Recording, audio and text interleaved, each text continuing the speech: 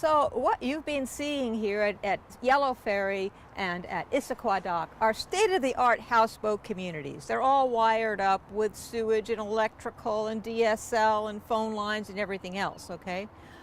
The scene is going to change now dramatically, and we're going to be walking into ground zero, where the houseboat communities actually began. But before I do that, I want to give you a little backstory, a little history. In 1880, the Tidelands Act was passed in California, and it said, Richardson Bay, you're so shallow, is zero tide only 1 to 2 feet deep. We're just going to divide you into plots, sell you off, fill you in, and increase our tax base. And they passed this law. A couple of the boys on the waterfront hear about it. Their name, Arquez. They end up buying most of the underwater plots along the Sausalito waterfront.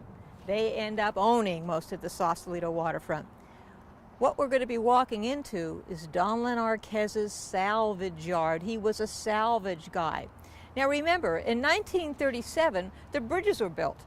The Richmond-San Rafael Bridge, the Golden Gate Bridge. All these beautiful old ferry boats like Yellow Ferry and Issaquah Ferry and the Charles Van Dam, they all became obsolete.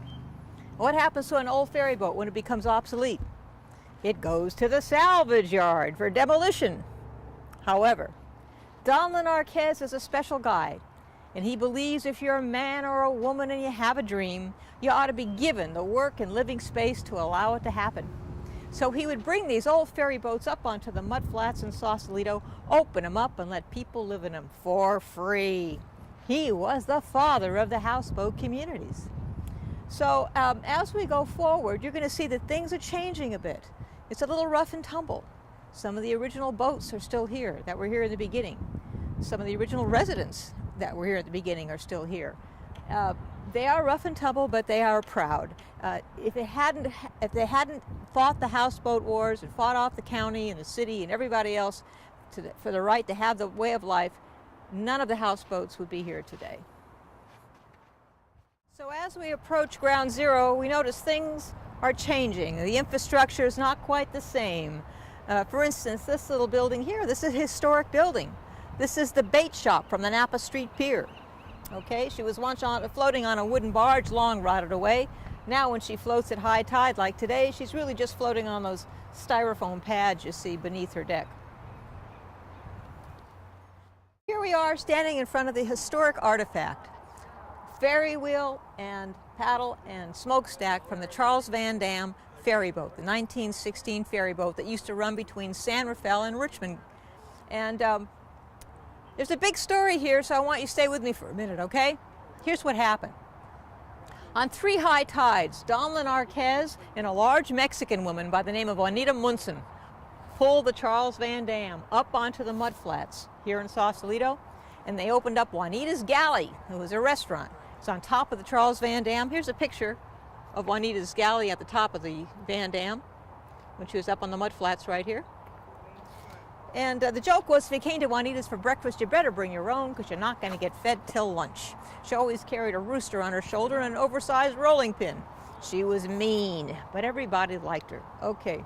Juanita left the galley, and a new nightclub owner moved in. We're talking fancy nightclub with velvet curtains and pillows and the whole thing. Well, coincidentally, in Sausalito, we had a nationally renowned recording studio called The Plant.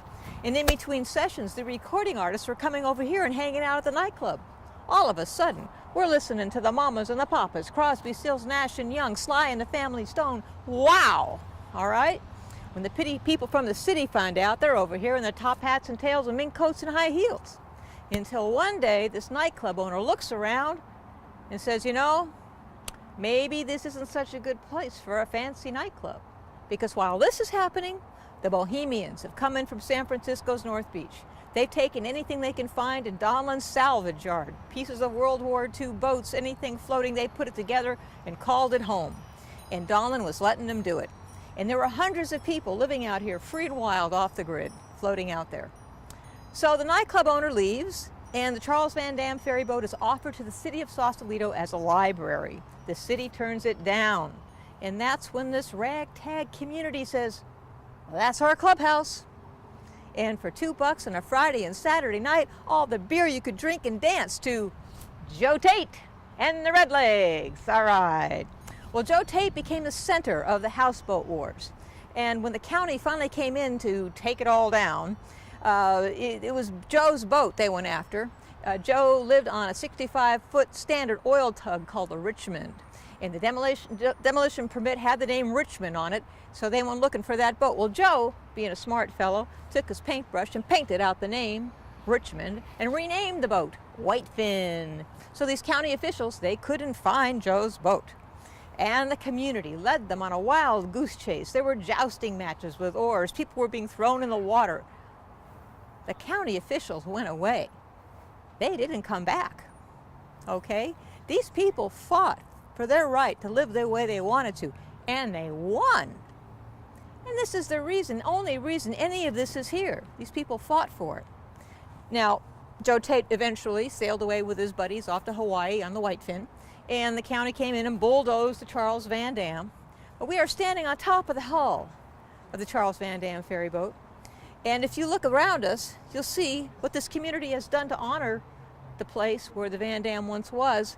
They've built a beautiful community garden outlining the hull of the Van Dam.